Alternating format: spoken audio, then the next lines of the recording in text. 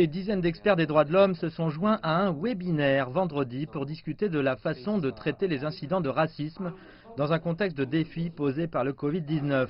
Un représentant de l'ONU au séminaire dit qu'il y a eu une augmentation alarmante des agressions à caractère racial, en particulier sur les personnes d'origine est-asiatique.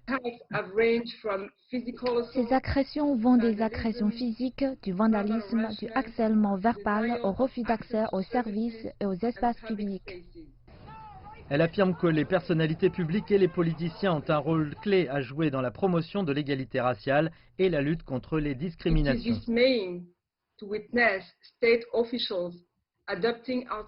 Il est consternant d'assister à l'adoption de noms alternatifs pour le coronavirus Covid-19. En effet, au lieu d'utiliser le nom internationalement reconnu du virus, ces responsables ont adopté des noms avec des références géographiques, se référant généralement à son émergence en Chine.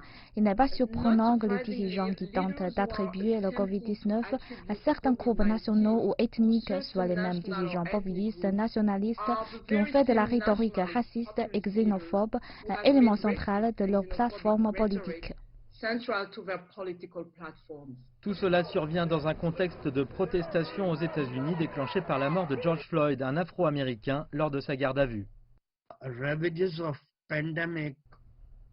Les ravages de la pandémie ont un impact négatif si vous êtes pauvre et une personne de couleur aux États-Unis. La pauvreté des Noirs est une condition politique. La société américaine met l'accent sur l'égalité entre tous, mais vous constaterez qu'il manque une protection égale pour les membres des groupes défavorisés. Une personne naît avec l'égalité comme idéal, mais en réalité, de nombreux membres de ces groupes meurent d'inégalités socio-économiques.